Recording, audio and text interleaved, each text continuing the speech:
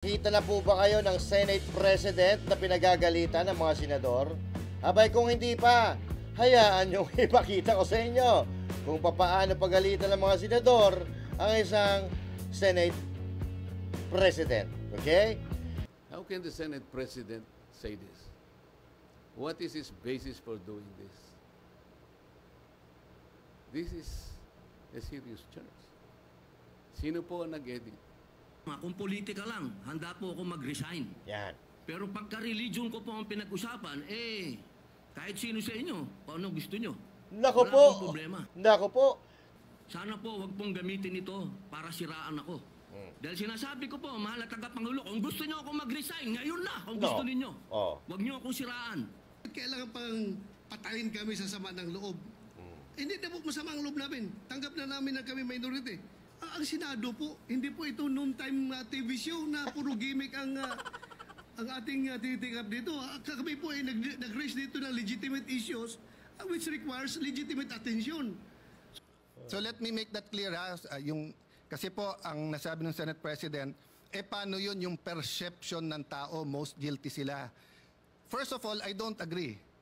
Kaya nga nagrarally, alam ng tao may mastermind sa likod nila. Correct. Paulit-ulit po ako dito, wala akong flood control, walang maiturong flood control. And yet, ito, paniniwalaan. Nasa news, nasa lahat po. Dito sa atin, binanggit yung mga kongresista, pero wala, parang falling to deaf ears, Mr. President. Of one habitual liar. Bakit paniniwalaan natin siya? Bakit yung mga yung sinigaw ng mga congressman? Bakit? Bakit hindi natin imbestigahan? Bakit yung mga senador ang iniimbestigahan? At eto na nga mga kababayan, Master Judea, nagbabalik na naman. Kumusta po kayo?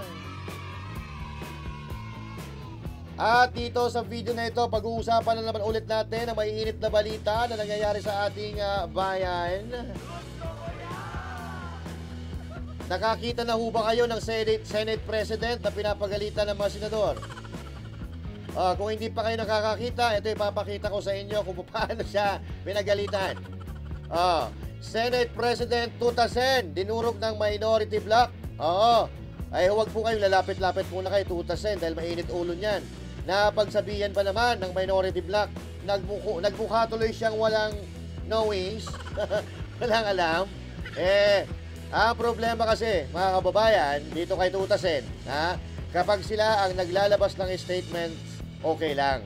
Pero kapag sila naman ang binabakbakan at binabalikan parang mga tuta na nag-iiyakan. So tulad ng sinabi ko, iwasan nyo muna ang Senate President. Kumotas siya ngayong araw. Kumotas siya lang ngayong araw dahil maraming senador ang galit na galit at siya ay pinapagalitan. Alam mo yung nakakahiya, no? Senate President ka tapos pinagsasabihan ka ng mga senador dahil mali yung ginagawa mo. Diba? Dahil Tutasen, binengbang ng minority bloc. Maya-maya, sabay-sabay natin pakinggan ang nagngangalit na minority bloc. Pag-uusapan po natin yan. Pagkatapos lang nito, pag-uusapan po natin ang mga highlights ng balita po na yan. Okay? Yan ang banatero, walang inuurungan. Pag tama palakpakan, pag mali ay babanatan. Yan ang banateros, boses ng ordinaryong Pilipino. Banateros ay walang makakaawan. At syempre pa nga, magandang araw, Luzon, Visayas, Mindanao. At sa mga kababayan nating OFW, mga immigrants sa iba't ibang panig ng mundo, magandang araw po sa inyong lahat. Okay? At syempre, huwag kakalimutan na mag-like, mag-share at mag-subscribe sa ating channel at mag-like sa ating mga video, mag-comment sa ating mga video. Nababasa po natin yan. Maraming salamat po sa inyong pagsuporta. At eto na, umpisahan po natin ang ating balita na mainit kung saan pinapagalitan ng minority bloc ang kanilang Senate President. Kanina po kasi, nagkaroon po ng dyan sa Senado, ng pag-uusap dyan sa Senado at mainit ang usapan mga kababayan ay nabugbog ng minority bloc itong si Tutasen. Okay? Parang bata, pinagalitan ng mga senador kanina. So, doon ko nakita na mas may utak yung minority bloc ngayon kaysa sa majority. Alam mo, yung iba dyan na senador, napaboto lang naman yun kay Soto dahil wala silang choice. Wala silang choice. Ayaw din nila kasi kay tao nyo, Chis Escudero. may hidwaan din sila, katulad ni Mig Subiri, siya yung inagawa ni Chis Escudero, kaya syempre, wala choice siya, sino pa iboboto niya, di ba? Pero delikado si Soto ngayon dahil ilang araw pa lang, mga kababayan, ay talagang ilang araw pa lang siya nakaupo, ay nagkakagulo na dyan sa Senado, parang hindi niya makontrol. Hindi natin alam kung bakit. Ito nga, mga kababayan, yung kaninang pag-uusap-usap at nagdidiskusyon sila dito, pakinggan natin.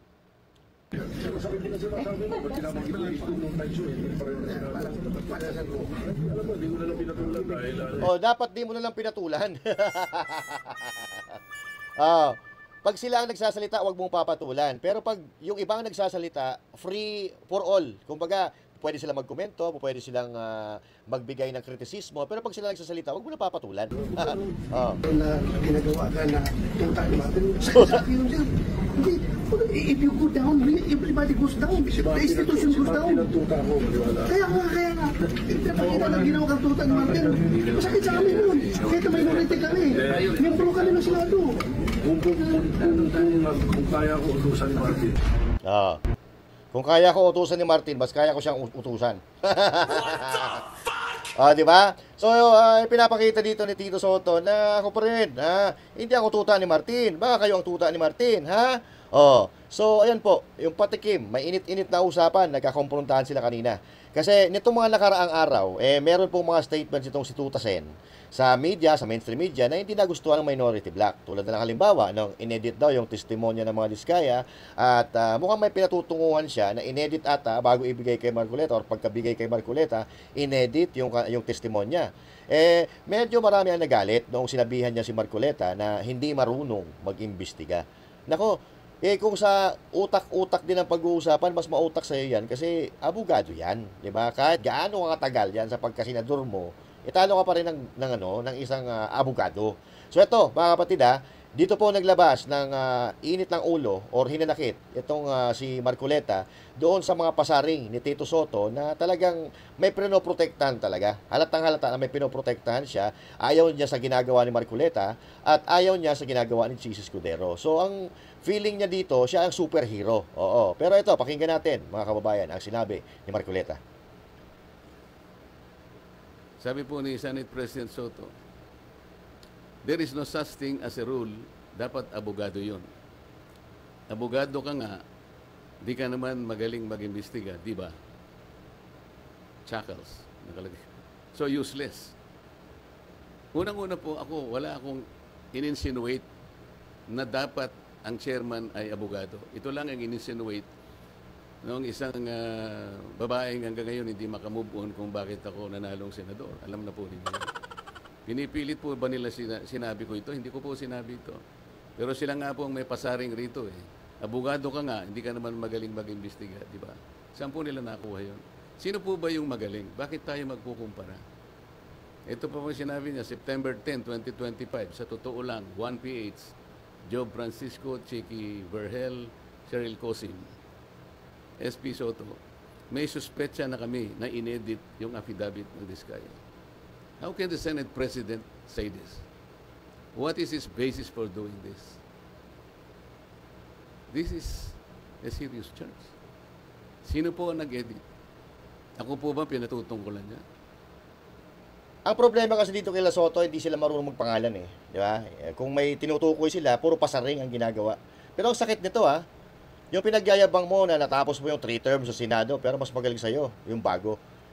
Kaya nga, pinapabagsak nila si Marcoleta kasi nakikita nila na maganda yung patutunguhan ng hearing dyan sa Senado. Diba? Nautusan na ata, mga kababayan, ng mga amo nila, sige, harangin nyo na yan, palitan nyo si Chis Escudero, palitan na yan si Marcoleta. Kasi nanganganib na tayo. Mapapangalanan na tayo. Napangalanan na nga yung pinakapinuno, di ba?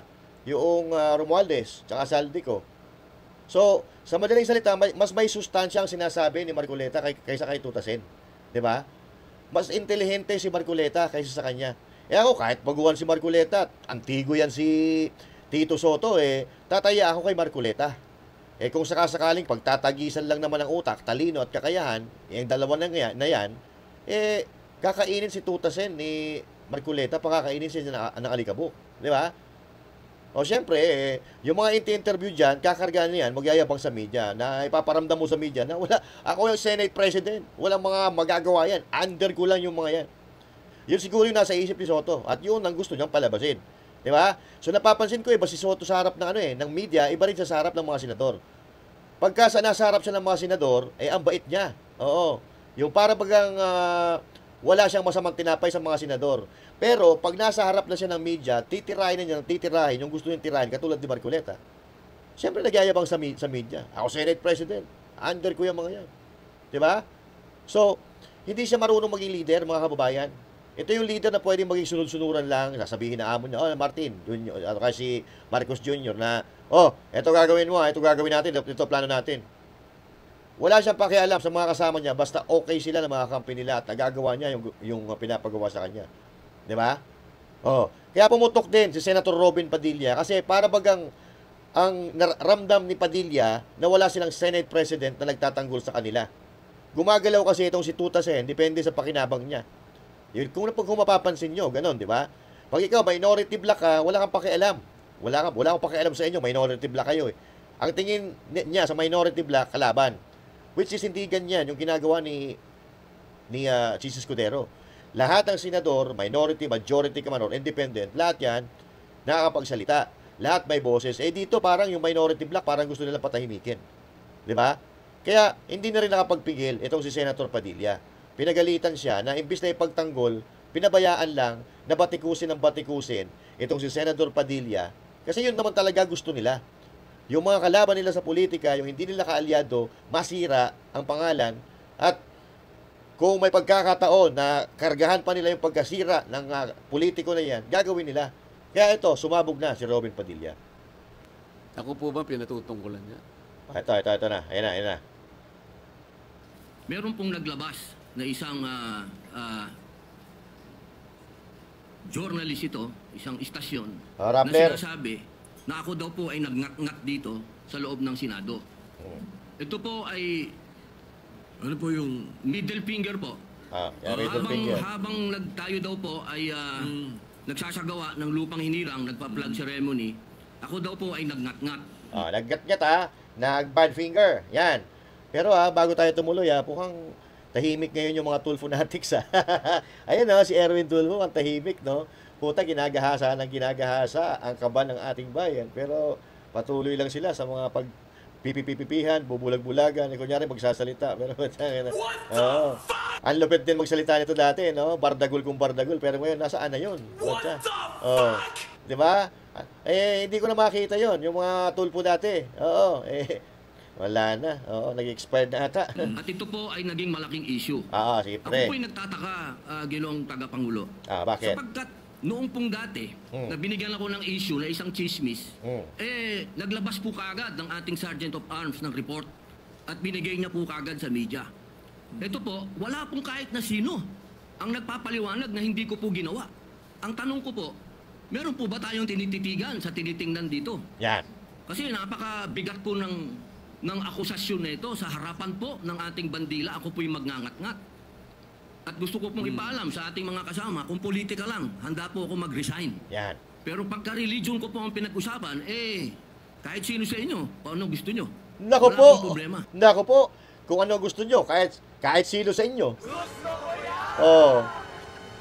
Kahit anong usapan, kahit magsuntukan tayo dito, magbarilan tayo, magkaagatan tayo dito, kahit sino sa inyo. Diba? Wala lang pumapalag Diba? So, hanggang doon lang sila sa paninira. Pero pag nagkahamunan na, Robin Padilla yan anak ng Tokwa, sino ba naman ang papalag dyan? Pero, wag kasi kayong maninira. Yung iba dyan kasi, alam na nila na hindi naman talaga bad finger yon. Parang sinasakyan pa nila. At tuwan-tuwa naman itong mga ibang senador na kalaban nila kasi nga nasisira yung hindi nila kaalyado.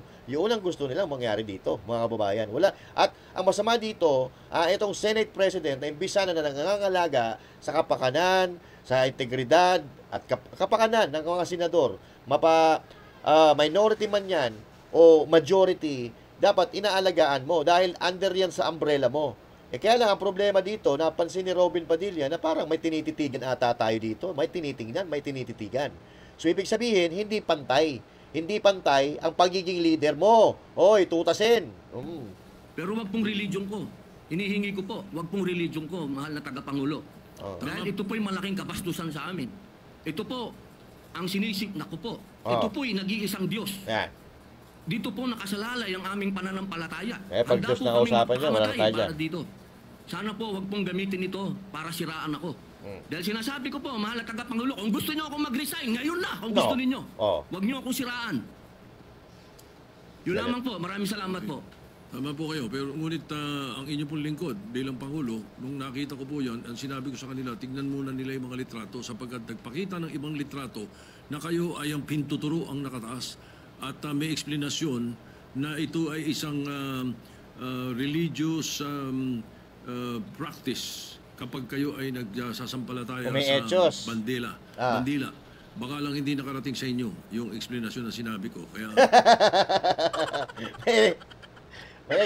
may explanation daw sa sinabi. Ba't di namin nalaman? May explanation ka pala eh. Oo. Baka sinarili mo lang yung explanation mo. So, wala kami narinig. Oh. ipagpatawad nyo na kung ang Sergeant at Arms, so ang mga journalist natin ay hindi nila napansin yan. Oh. Ngunit ako mismo, nung tinanong nila, sinabi ko na tignan nila, merong mga pinakitang litrato ninyo sa kabilang side na malinaw na hintuturo ang inyong pinapakita. Kaya patawarin nyo na silang ng mga nagkamali at medyo natagaan pang pananaw. Opo, mainam po sana maglabas din po ng formal na investigasyon at formal na pahayag ang Senado patungkol po dito. Kasi Ginoong Pangulo, yung lumabas pong mga meron pang parang dinoktor pa eh. Meron pong hindi, oo nga, malabo yung isang litrato eh. Meron pong tapos? nilabas sa apology ang Rappler Opo. sa inyo. Opo. Na ito ay mali ang pagkakasabi nila na kayo ay merong ginawang tawag niyo po, ingat-ngat.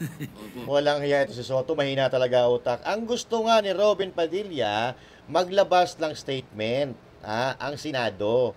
Yun ang best practice eh. Yun ang sinusunod na pag merong sinisiraan na isang senador, dapat ipagtatanggol ng Senado, ng Sergeant at Arms. Pero sa pagkakataong ito kasi, dahil hindi nyo kaalyado, walang inilabas na paliwanag. Hinayaan nyo na salsalin ng mga mainstream media yung balita para masira si Padilla. Yun ang ibig niyang sabihin. Huwag ka patanga-tanga. Oh. Alam niyo po, Ginoong Pangulo. Humingi ng tawad sa inyo. Ayan eh. Oh. Opo, pero napakainam po kung manggagaling po sa Senado. Yan. Sapagkat marami naman pong camera dito ang magsasabi na hindi ko po ginawa yan. Hindi ko po magagawa yan. Tama. Napakalaking pambabastos po niyan. Hindi ko po magagawa, Ginoong Pangulo. Ako na mismo bilang bilang Senate President o tagapangulo ninyo, ako na nagsasabi na hindi ninyo ginawa yan. At tama yung mag-apologize sila sapagkat mali ang pinakita nila. Wala. Plastic, mga kababayan. Plastic, di ba? Oh. Di ba? So, sasama talaga loob mo. Kasi pag nagkakaroon ng issue, ikaw, halimbawa, Senator Robin Padilla, nagkaroon ng issue, pinabayaan ng Senado. Walang pakialam yung Sergeant at Arms. Pero dapat sana, yung best practice is mali itong pinapakalat ng mainstream media, social media man yan, pero wala man lang kayo sinasabi. Bakit? Dahil hindi ka alyado. Di ba? Oh. So, nambobola pa eh, bibilugin pa ulo ni Padilla. Oh. Na sinasabi na walang ginawa. Walang ginawa itong Senate President para kahit papaano, malinis naman yung pangalan ni Padilla. Wala kang ginawa, tutasin. Nasita ka lang, kaya ayan, nagsalita ka. Humingi ka ng pasensya para kalmahin mo si Senator Padilla. Alam mo itong si Tutasin, parang nakikita ko, gumagalaw lang siya, depende sa feelings niya, sa damdamin niya. Kung ano yung trip niya, yun lang. Oo. Pero pag di na trip, ala kayo dyan. Oo. So ito pa isa, galit na galit din sa kanya dahil hindi pinag-iisipan yung kanyang mga salita. Feeling niya kasi, yung nasa minority black, no? Feeling niya, yung nasa minority black, kalaban talaga niya. Parang mortal na kalaban talaga niya. Pare-pare silang mga senador eh. Dapat magkakakampi sila. Akala kasi ni Tutas nakakampi niya Kongreso. Di ba? Bilang nasa majority black sila, majority black din yung Kongreso ni Martin Romualdez, yun ang akala niya, yun ang kakampi niya. Dito mo makikita kung saan talaga yung leaning niya. Di ba? Pero umaapila pa kanina halatang halata na umaapila pa. Di ba? Sige, banatan mo. Senator ba to? Oo, Mr. President, since nabanggit mo na lang rin na yung yung pagpangalaga sa lahat ng miyembro ng Senado ay isang tungkulin ng Senate President. Correct? I just would like to bring to the attention of the Senate President. I came across with the news. Now, when the Senate President was asked by a certain Christian Esguerra regarding the minority taking up the question about the custody of Bryce Hernandez. Ito po ang sagot ng ating Senate President, which I find it very, very, very sad because being the Senate President, we hope that you are going to take care of not only the majority, because you're not the majority leader, you're the Senate President, and we hope that the majority and the minority will be taken care of by the leadership of the Senate. And if I quote your answer, Mr. President, gimmick yan ng minority. What the fuck? Senate President ka, no, di ba? Parang ikaw yung padre di pamilya, no? Parang padre di pamilya ka, ikaw yung head of the family. Ikaw dapat ang nangangasiwa sa pamilya mo, mga anak mo, and all that. Pero, dito kitang-kita na may kinikilingan ka. Porket majority sila, minority sila, Senator Bato, ang tingin nga talaga nila, kalaban na talaga eh. Dito mo malalaman kung anong uri talaga pamamalakad meron at kung ano talaga yung purpose nila, kung ano yung goal nila. Pabagsakin ang minority at ipagtanggol kung sino man ang gusto nilang ipagtanggol. Diba? Hindi ba nila naiisip na baka si Martin Romualdez ang tuta ko? Hoy? Makabintang sila porque pinagbigyan ko yung TRICOM, tuta na ako. May ginawa ba akong illegal? Yung request ng House of Representatives, illegal? Hindi. Ang gusto ninyo, awayin ko yung House of Representatives on day one. Mamatay sila sa sama ng loob. So, malungkot lang ito, 2 punto. Kaya masabihan mo yung mga kapwa mo senador na mamatay kayo sa sama ng loob. Bahala kayo sa buhay nyo. Putang ina, anong klaseng leader yan? Tuta na tuta talaga. Tutasin nga eh. Diba? Kasi kung ikaw matinong Speaker of Senate President ka, wala ka munang pakialam dyan sa mga, sa mga alit-alitan ng minority, majority, or independent. So, ikaw yung ikaw yung namumuno, ikaw yung leader, ikaw magbabalanse sa kanila. Kung nagkakagulo yung minority at majority, ikaw ang magbabalanse ngayon eh. Kung baga, tapos na yung eleksyon, nandiyan ka na, nakaupo ka na eh. Kailangan mong tupdin yung tungkulin. Pero sa ginagawa mo, hindi mo tutasin. Ang tungkulin mo eh. Ang tinutupad mo, yung utos sa'yo. Oo. Kung ano yung goal ninyo. Di ba? Mr. President, unang-una yung mamatay sila sa sama ng loob. Kami, Mr. President, hindi mo po kami mapatay sa sama ng loob dahil hindi na po masama ang loob namin dahil tanggap na namin na kami ang minority. Ang kinasama lang ng loob namin is bakit kailangan pang patayin kami sa sama ng loob? Hindi na po masama ang loob namin. Tanggap na namin na kami minority. At pangalawang punto, Mr. President, gimmick lang ng minority yan. Ang Senado po, hindi po ito noon time TV show na puro gimmick ang ating titikat dito. Kami po ay nag-raise dito ng legitimate issues which requires legitimate attention. So Mr. President, ako po ay nalulungkot which brings me to my parliamentary inquiry, Mr. President, na yung si Bryce Hernandez, yung kanyang custody was transferred, physical custody, I'm talking about physical custody, was transferred from the Pasay City Police Station to the Senate Sergeant at Arms room. Through yung from correction, from Camp Crame to Pasay, it was done through plenary action. Now, lately we heard that he was again transferred from Pasay to the Senate without plenary action. This is my parliamentary inquiry. Kung is a parliamentary action can be subverted by an action which is not a parliamentary action? Yun lang tanong ko. Matter of procedure lang, Mr. President. Dahil kung ganun, kailangan klaruhin natin yung ating rules. Thank you, Mr. President. Before I recognize the majority leader, Sige nga, ano sagot? place on record the recommitment of Mr. Hernandez. When I said mamatay sila na sama ng loob, we were addressing the trolls. Because it was the trolls who were saying, Ay, mga trolls! Mamatay daw kayo sa sama ng loob. Wala po. Pinatulan yung mga trolls no? Something to that O, palusot mo lang yan. na misunderstood nila completely. No? I'm not supposed to do this. I'm not supposed to answer you here in the rostrum, but I cannot help but do that because you took the floor. And parang sinisita mo yung Senate President, which is very unparliamentary. Eh, bakit di ka pa pwede sitahin kung nagkakamali ka? Ang problema kasi sa iyo, tutasin, pag kayo ang nagsasalita, hindi kayo po pwede sitahin. Pag kayo ang nagsasalita, dapat hindi sumama ang loob ng pinagsasalitaan nyo. Pero pag kayong iba nagsasalita, okay lang na sumama ang loob ninyo. Putya naman. But nevertheless, I will answer you. Sige. You know, like, for example, yung sinasabi nila na sumunod daw ako kay Martin Romualdez. Bakit, Just hindi ba? because I mentioned that Martin Romualdez called me, does not mean that ako'y sumunod sa kanya. The request was coming from the House of Representatives.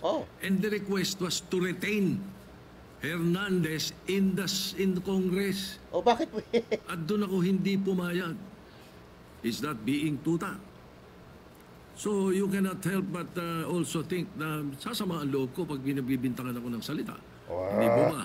So yun, anyway, mabuti na yung masagot natin yan. At sinasabi ko sa kanila, yung mga trolls, yung mga sinasagot namin. Kayo daw mga trolls mga trolls daw ang sinasagot niya, hindi yung mga senador.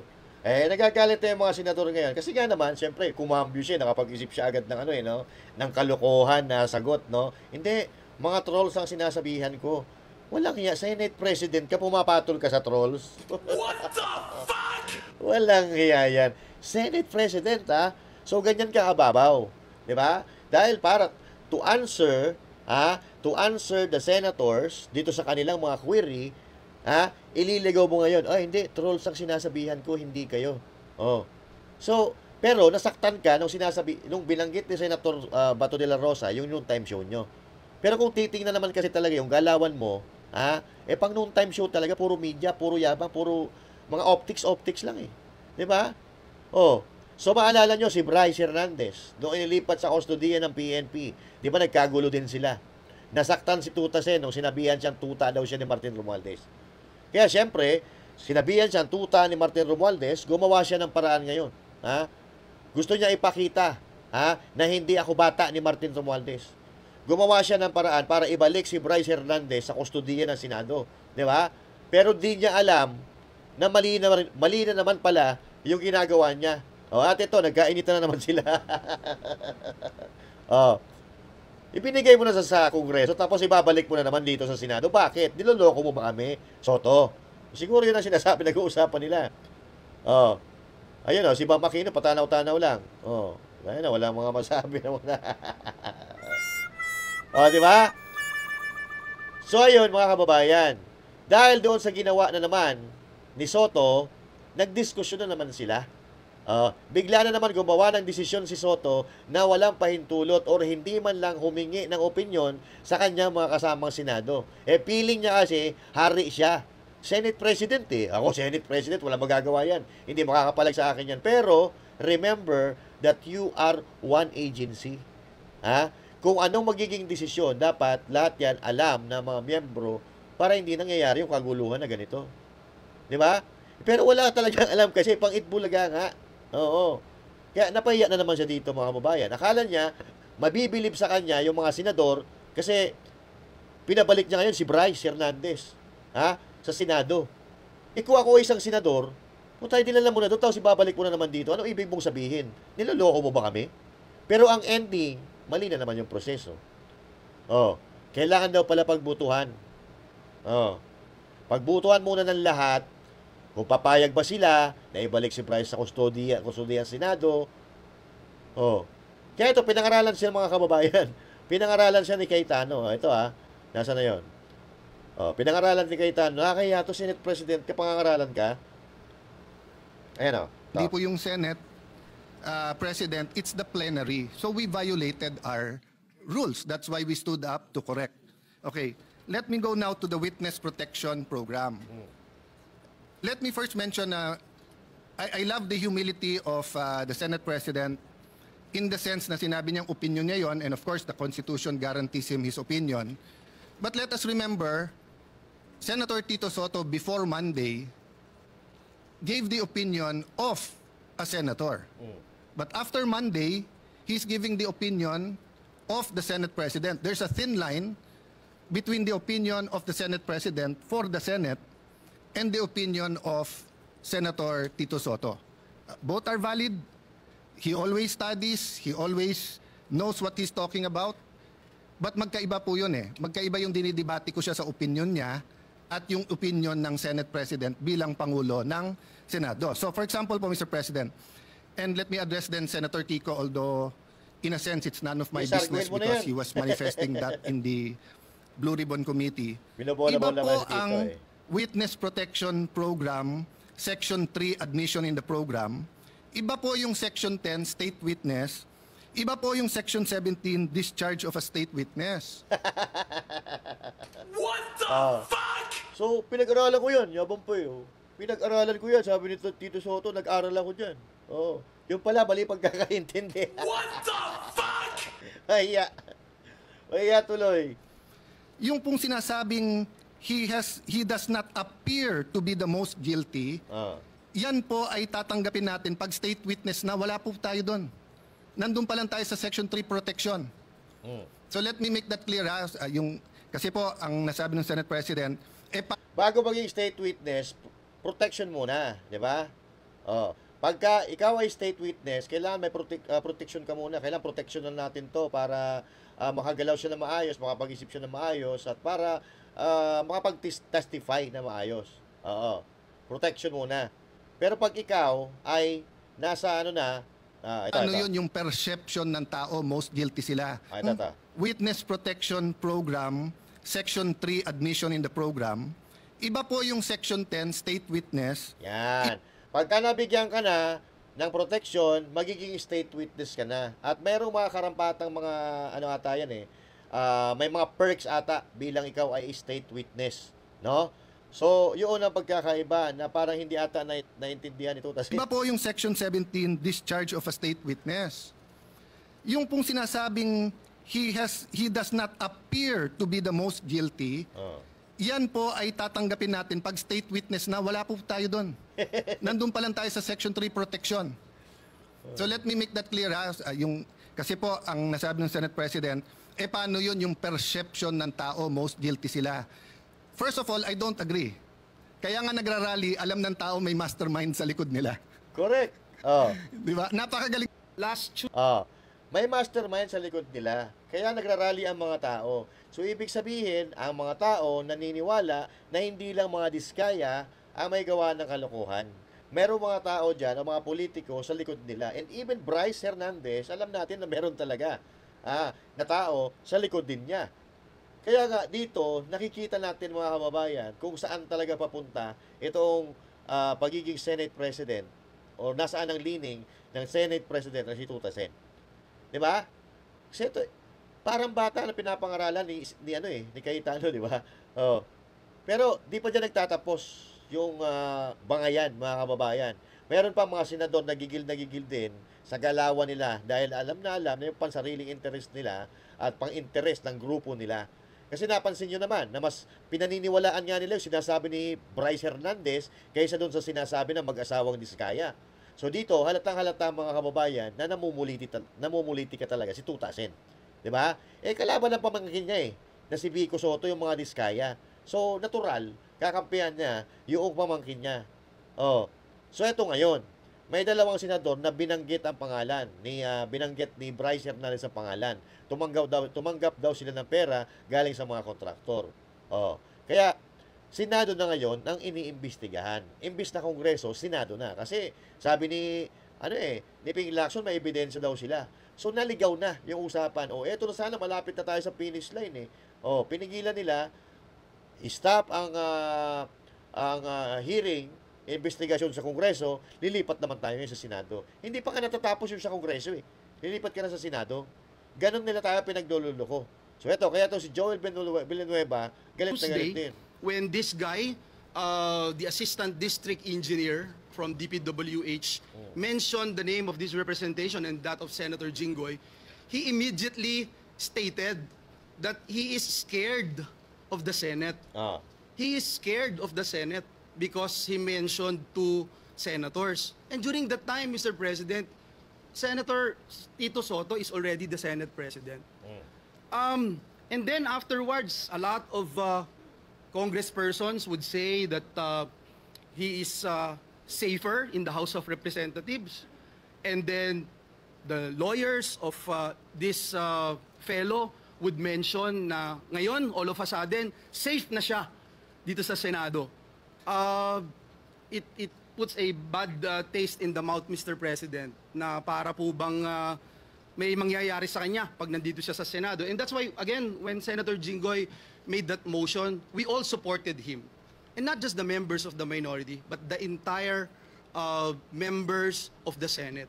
And so, Mr. President, even if the majority right now, including some members of the minority, would support the idea of bringing him here in the Senate premises, Senate custody, I will have no objection, Mr. President. But as a former majority leader, I tried to look at the rules, Mr. President. I have not seen a single line in the Senate rules that says the plenary action ay po pwede pong masupersede ng anumang suggestion ng committee o ng mga abogado po natin sa Senado. But again, Mr. President, let me put on record, I will submit with the wisdom of the majority. If that is the desire of the majority, na ibalik po siya dito, yes, I have no problems with that, Mr. President. It's just that I appeal to my colleagues here.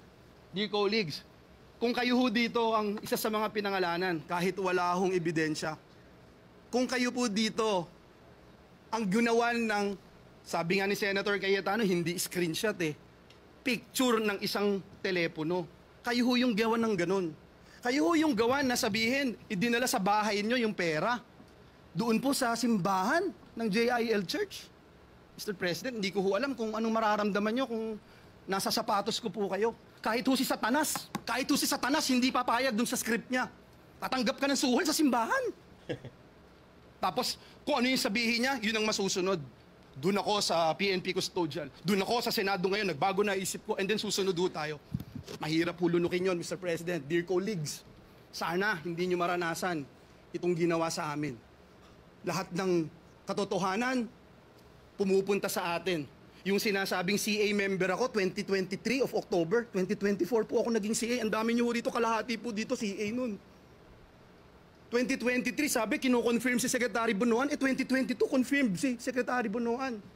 Paulit-ulit po ako dito, wala akong flood control, walang maiturong flood control. And yet, ito, paniniwalaan. Nasa news, nasa lahat po. Dito sa atin, binanggit yung mga kongresista, pero wala, parang falling to deaf ears, Mr. President. Ayan. So alam naman natin istorya niyan, mga kababayan, dahil itong si Joel Villanueva, wala tayong kinakampihan dito Kung mayroong may kasalanan, Jinggoy Estrada, Joel Villanueva, Bato de la Rosa, Senator Bongo, kahit sino dyan sa mga senador na mapapatunayan na may ninakaw, nag-omit ng pera, wala tayong pakialam sa kanila kahit kakampi pa natin sila or kaalyado natin sila. Ang problema natin dito yung nakawan di ba? Pag nagnakaw ka, may pananagutan ka sa taong bayan. Pag nagnakaw ka, may kasalanan ka. Yun. Pero, ang istorya kasi dito ni Joel Villanueva, nagkabanatan ito dati pa Yung kay Saldico, tas mga kakampi ni Saldico dyan sa Kongreso. Kaya ngayon, if there's a chance na mabanatan nila at mabueltahan yung mga dati nilang mga kadiskusyon at kaaway, gagawin nila. At yun ang ginagawa nila sa tingin ko kay Joel Villanueva. But, if there's something wrong, or if Joel Villanueva receives a money or suhol from the contractor, ikulong nyo. Gusto nyo, tantarin nyo ng pino-pino yan, gawin nyo sisig di ba? But for now, halatang-halata kasi yung galawan nila, di ba? So, sisirain nila ang mga senador sa minority. Babawasan nila ang suporta ng mga Duterte para nang sa ganon, maisakatuparan nila yung pag-impeach kay BP Sara Duterte ngayong 2026. Pero malabong mangyari yan. Hindi na papayag ang mga Pilipino dahil, kumbaga, panis na at hindi na kailangang ituloy. At, yan, tuwang-tuwa pa yung iba di ba? Na yung Senate President, kinakampihan yung parang nakikita natin na mali na. Pero ang tanong dito, tama ba o mali ang sinasabi ni Joel Villanueva? Dapat ba maging one-sided ang Senate President? Hindi. Di ba dapat kapag iniimbestigahan, titingnan lahat ng anggulo 'Di ba? Lahat ng reklamo dapat iimbestigahan. Pero kay Tuta Sen kasi wala eh. Sinungaling na agad sa Diskaya at si Bryce Hernandez na tama. 'Di ba? So ito pa isa. Oh, Jingo Estrada, banatan mo pagkakataon mo na. Lahat po, kami apektado na. Naku, may issue dito. Ano kaya yun? Even the Senate, Bakla ka as daw, an sir? institution, is also affected. Naku, wala akong pakialam kung bakla By the ito o hindi. testimony. Alright. So may amaano kasi ngayon. Kumakalat na balita na may isang bading na sinasabi niya na si Jinggoy Estrada daw ang naging dahilan ng paghihiwalay nila ng boyfriend niya. Which is, hindi natin alam ang istorya. Pero parang gusto niyang palabasin na sila ay si Jinggoy Estrada. Di ba? Pero kung sila man siya o hindi, wala tayong pakialam. Puta, dami-dami ang bakla eh. Di ba? Kung sila man siya, wala tayong pakialam. Ang usapan dito, ikaw ba, nagnakaw ka ba ng pera? Eh kung hindi naman nagnakaw ng pera, oo, nagkaroon ng plunder case ito eh. Pero wala tayong magagawa. Na-acquit siya eh. So ibig sabihin, yung paratang na yon eh, hindi totoo. Oh. Kasi ngayon mga kababayan, kung makikita natin, 'di ba? Ang nag-acquit sa kanya Marcos administration. Ngayon pinipitik niya yung Marcos administration at alam naman natin na si Tuta Sen nakapanig yan doon sa Marcos administration. O kung sigurado talaga na may problema or nagnakaw talaga itong si Estrada, malamang sa alamang ibabalik sa kulungan niya ni Marcos Jr. Pero the fact na pinababayaan sa dyan, mukhang totoo naman sinasabi niya. 'Di ba? Kasi na-acquit siya eh. 'Di ba? Not guilty. Oh, ano tayong magagawa doon? Tuloy mo. Of one habitual liar. Bakit paniniwalaan natin siya? Bakit yung mga yung sinigaw ng mga congressman? Bakit? Bakit hindi natin imbestigahan? Bakit yung mga senador ang iniimbestigahan? Ako, I'm open to any investigation. In fact, Mr. President, ngayon pa lang, kahit hindi pa nagko-comment sa Blue Ribbon Committee ni Senator Lacson, ngayon pa lang, I'm willing to sign any waiver to open my bank accounts. And I'll put that on record. Okay.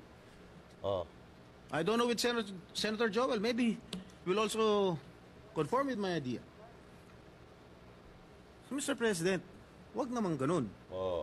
Bakit Wag pa naman senador lang ang gusto nilang nautos ipako sa krus? Di ba? So now, kung ako, halimbawa, ako isang Senate President, yung usapan nandito eh. Nandito yung usapan. Noon, nandun na tayo sa, kunyari, mahal ko ang Pilipinas. Galit ako sa mga magnanakaw. Eto kuro-kuro pa ang ginagawa ang nangyayari kila Jinggoy at kay Joel. Mayroon daw video na ganyan. Doon sa Kongreso, tinuturo na yung pinangalanan na. Ba't hindi yun muna ipagpatuloy? So bilang Senate President, kung ikaw talaga ay walang bias, ipagtatanggol mo yung mga senador mo. 'Di ba? Senador mo yan eh.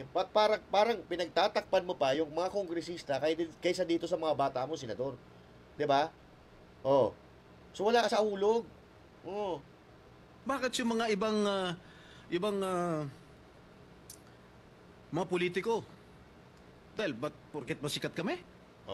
Hindi naman yata tama yun. Pare-pareho lang tayo nasa gobyerno. Pare-pareho lang tayo naninilbihan dito.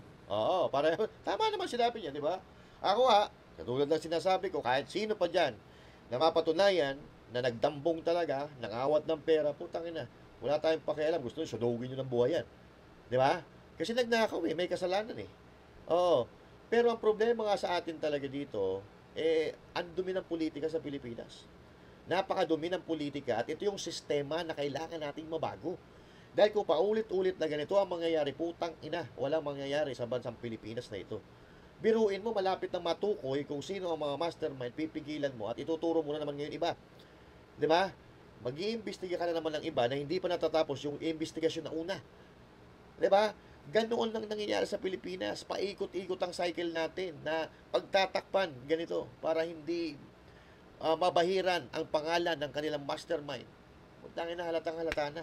Kaya ayun ngayon, nagkakagulo dyan sa harapan ng batasang pambansa. 3 yan. 3 araw yan mga kababayan at nag-iiyakan sila doon. Kung mahal natin ang ating bansang Pilipinas, makiisa po tayo sa mga rally-rally na yan. Dahil wala po tayong magagawa eh. Kung aasa tayo sa mga politiko, walang mangyayari sa Pilipinas.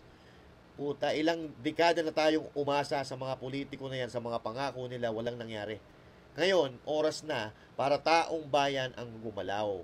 Habang mayroon pang tumatayo para sa atin. Kasi pagka walang nagsawa, yung mga tumatayo, gustong tumayo na yan, wala na. Kanya-kanya na tayo. Wala nang mararating ang bansang Pilipinas. Patuloy tayong pagtatawanan ng mga banyaga dahil tayo na mayaman na bansa naghihirap dahil ang mga politiko natin dito ay lahat mapagsamantala. Gusto nyo ba ng ganon? Ganon tayo makilala ng ibang bansa. Tingnan nyo, yung South Korea, winidraw nila yung investment na ibibigay sa Pilipinas dahil di umano, sabi noong Prime Minister ng South Korea, baka magamit lang sa korupsyon. So, ganun po ang tingin ng mga banyaga sa atin. So, sa tingin ninyo, pag ang Pilipinas naghikaos, may magpapahiram pa ba sa atin? Na alam nila na ang mga politiko, ang mga leader sa ating bansa ay mga mandarambong? Wala na, mga kababayan. So, yung ginawa nilang kalokohan na ganyan, yung ginawa nilang pangangawat, tayo po ang magbabayad. Tayo ang magdurusa. Samantalang sila, limpak-limpak lang sa lapis nila, may mga bahay sila sa ibang bansa. Sino? Ang sasalo sa lahat ng gagaguhan nila. Tayo, na wala tayong pambili o pantira sa ibang bansa. Kaya ito, mula sa araw na ito hanggang sa 21, ito ang napakagandang pagkakataon para magkaisa mga Pilipino. Pero hindi tayo nananawagan na manggulo. Gusto natin magkaisa para sabihin natin sa mga putang inang kurap na ito na hindi tayo natutuwa sa kanilang ginagawa. Diba? Na may boses ang Pilipino. Huwag tayong papayag na paulit-ulit tayong ginaganito. Tayo nagtatrabaho ng matino, nagbabayad tayo ng tax natin, nagbabayad tayo ng lahat ng mga responsibilidad natin sa gobyerno, pero nanakawin lang ng mga ulupong na ito. Papayag ba kayo doon? Silang sasarap ng buhay ng mga anak nila, kumakain sa mga magagandang restaurants, samantalang ikaw, nakikipagbalyahan para hindi malate at hindi makaltasan sa suswelduhin mo sa katapusan ng buwan. Kaya ngayon, mga kababayan, abangan po natin ang mga announcement. Well, again, hindi po tayo nag-aaya ng karahasan.